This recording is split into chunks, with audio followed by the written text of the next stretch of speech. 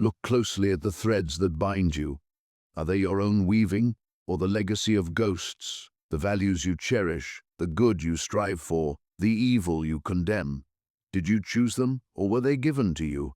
Inherited chains disguised as virtues. Friedrich Nietzsche dared to pull these threads, to question everything, especially the foundations of morality. Are you brave enough to join him, to look into the abyss of your own values, perhaps find they are not yours at all? This is the first step. Beyond the comfort of the herd, beyond easy answers, beyond good and evil. Are you ready to question, to become who you are?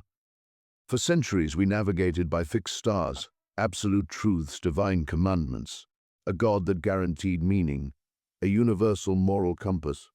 Then Nietzsche declared, God is dead, and we have killed him. This wasn't literal, it was a cultural diagnosis.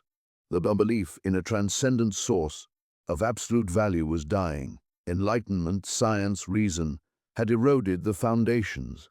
We were left adrift in a vast, indifferent universe. The consequence? Nihilism. The belief that life is meaningless, that all values are baseless. The compass doesn't just shatter, it spins erratically. Without a fixed point, where do we turn?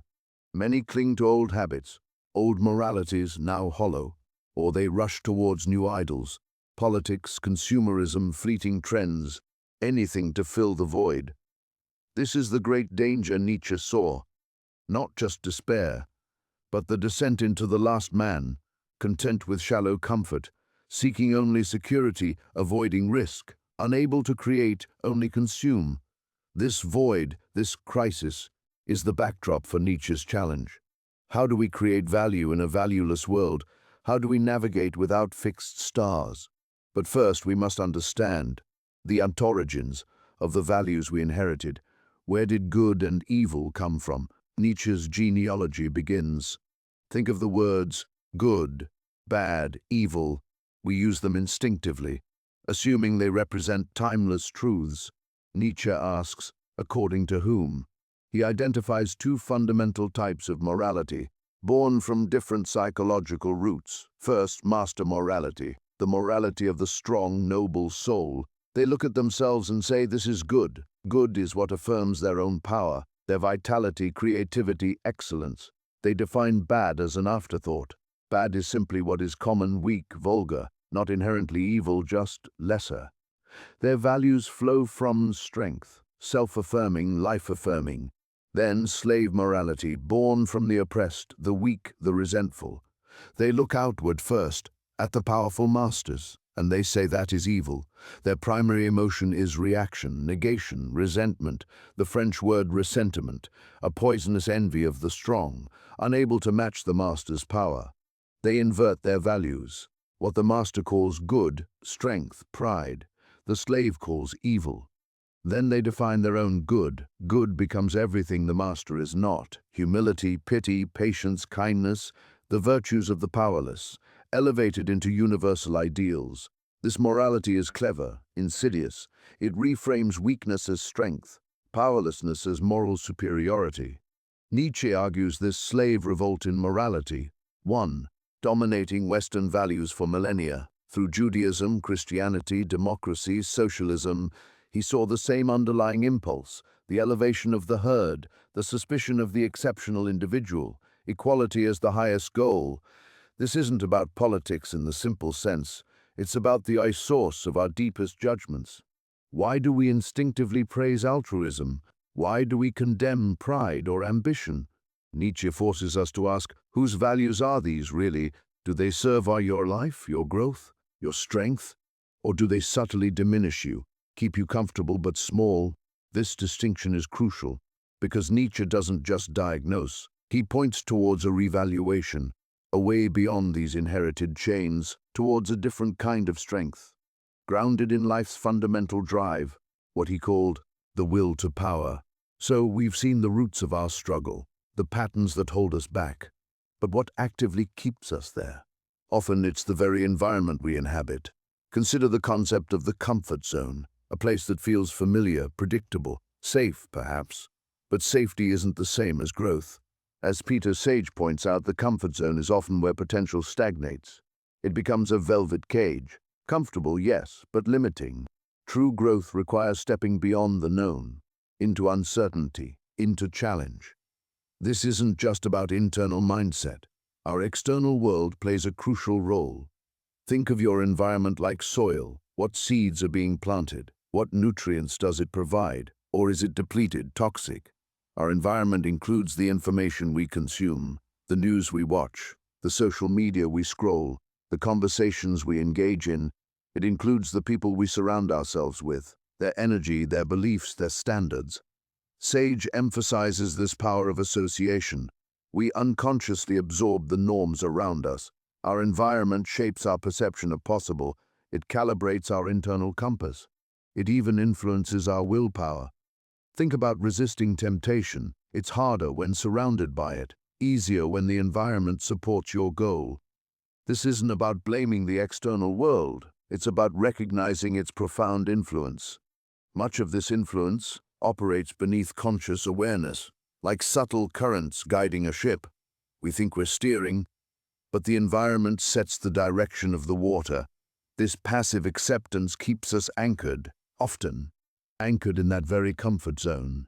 It reinforces familiar patterns, discourages deviation, makes the uncomfortable path seem even harder. This environmental programming is powerful, but it is not absolute. Understanding its mechanism is the first step, recognizing how the outside shapes the inside, from the macro culture society to the micro your room, your phone screen. Every element contributes to the soil. The comfort zone promises ease, but ease rarely leads to mastery or profound change. The environment, left unmanaged, defaults to comfort, defaults to the familiar, defaults to reinforcing what already is. This is the subtle prison we must recognize, not built of stone walls, but of unchallenged assumptions, passive inputs, and the gravitational pull of the familiar. So, how do we begin to break free? How do we cultivate an environment for growth? It starts with conscious choice, taking responsibility not for the world, but for our end world, the world we allow to shape us. Recognizing the power of environment is step one. Step two is taking control. This isn't passive observation anymore. It's active curation. Peter Sage often frames this simply: stop the negative input, start the positive input. Let's unpack stopping the negative. This means becoming consciously aware. What information drains your energy? What media fosters fear or cynicism? Constant news cycles designed to provoke, social media comparisons leading to inadequacy, relationships that consistently bring you down. Stopping the negative is an act of boundary setting. It requires decisive action, unfollowing accounts, turning off notifications, limiting exposure to certain media, having difficult conversations about boundaries. This isn't about ignorance, it's about protecting your mental and emotional space, creating stillness amidst the noise. Think garbage in, garbage out. If you constantly feed your mind negativity, what kind of thoughts and feelings can you expect?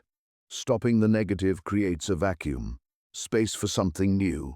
This brings us to the second part. Start the positive input. Nature abhors a vacuum. You must consciously choose what fills the space. What information nourishes your mind? What media inspires and empowers? Books that expand your perspective, podcasts or talks from mentors, documentaries showing human potential. Who are the people who lift you up? Who embodies the qualities you aspire to? Seek out these positive associations. Spend time in environments that reflect your goals. If you want peace, seek quiet spaces. If you want creativity, surround yourself with inspiration. This is about intentional design, designing your personal ecosystem. It requires consistent effort. It's not a one-time fix. Like tending a garden, you must continually weed out the negative and nurture the positive. This conscious control is the foundation. It's the first taste of reclaiming agency, moving from being passively shaped to actively sculpting your inner world by managing the inputs. This might seem simple, but its impact is profound. It changes the very quality of your thoughts, your emotional baseline, your energy levels. It sets the stage for deeper internal work, because you're no longer fighting constant negativity. You're operating from a place of greater clarity and intentionality. This is the initial solution approach, mastering your inputs to reshape your internal landscape, a fundamental shift from passive recipient to conscious architect. Next, we'll explore the deeper impact. So flourishing isn't just avoiding pain. It's about actively building well-being.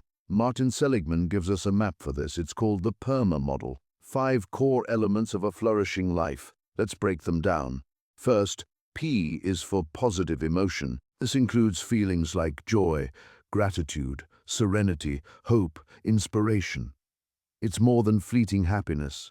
It's about cultivating positivity, recognizing the good, savoring moments.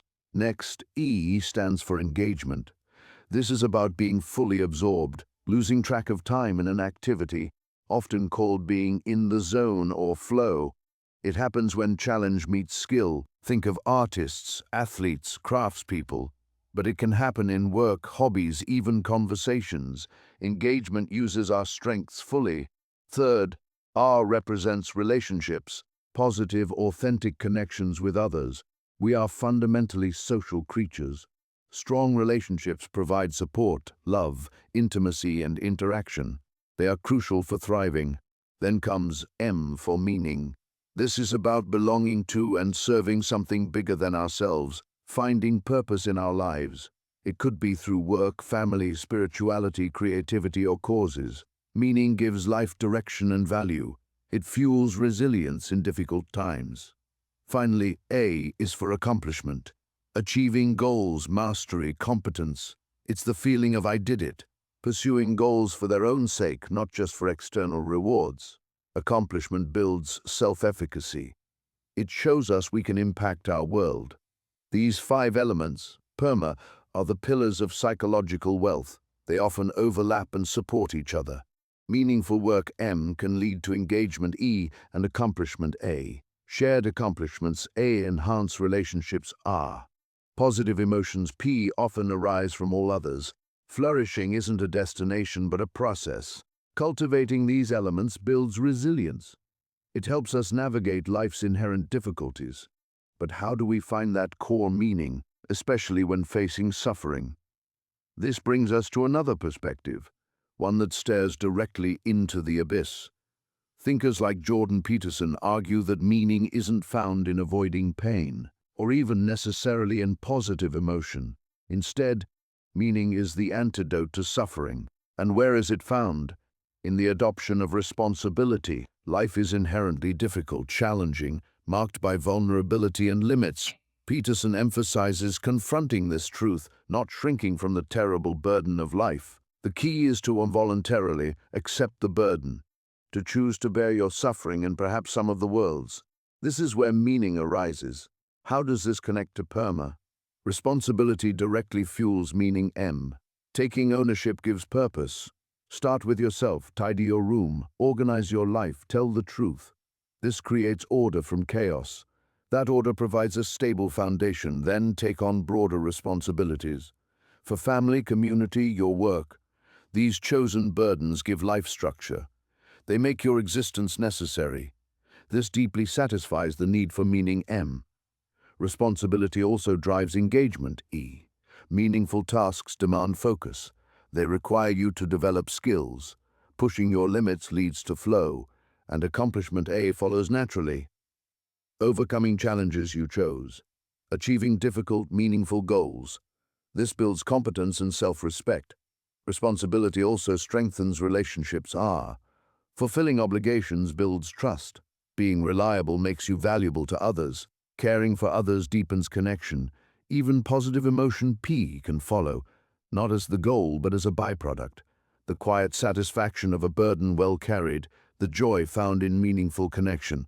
So perhaps the path to flourishing isn't about seeking ease but about embracing necessary difficulty, finding meaning in the voluntary load, making ourselves strong enough to bear it. So, where does this journey lead? We've explored our inner landscapes, the power of reprogramming thoughts, and the architecture of flourishing with PERMA. We've seen how responsibility, as Peterson highlights, grounds this flourishing in lived, meaningful action. The ideal, then, isn't a life free of challenge. It's not a constant state of bliss. Rather, it's a dynamic state of one eudaimonia, true human flourishing. This is a life of deep engagement where your core projects, as Brian Little describes, align with your deepest values.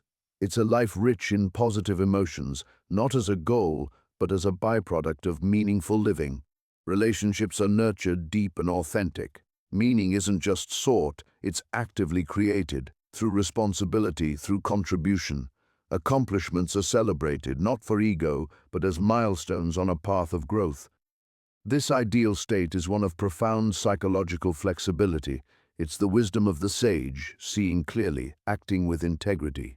It's understanding environmental influences and consciously shaping our inner world. Imagine a life where challenges are met not with dread, but with a grounded sense of capability, where your actions are aligned with who you truly are.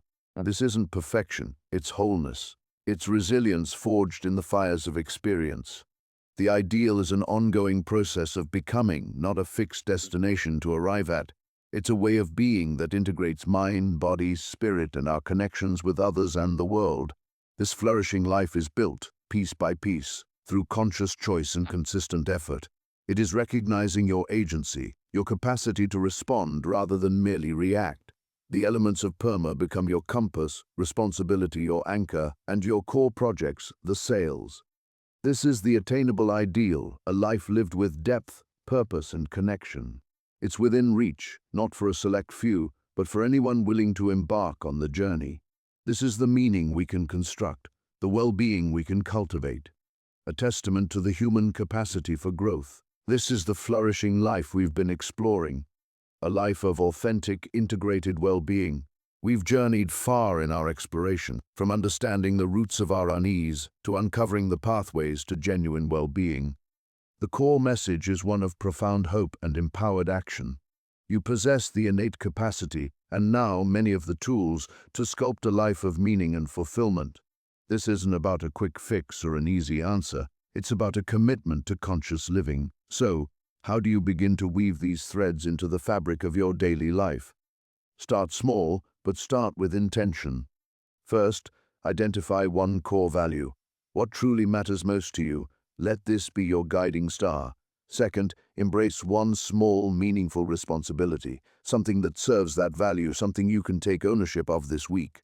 Third, actively cultivate one element of PERMA, perhaps engage more deeply in an activity or reach out to strengthen a relationship.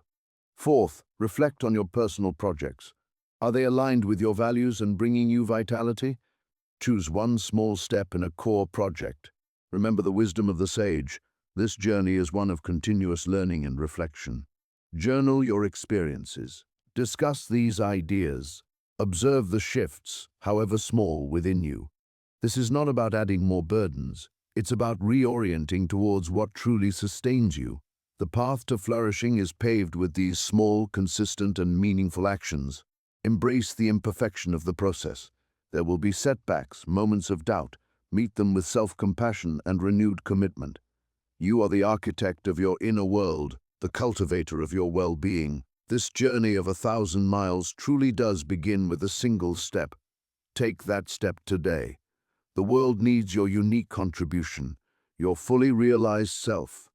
Thank you for joining us on this exploration. If these ideas resonated with you, please consider subscribing to our channel.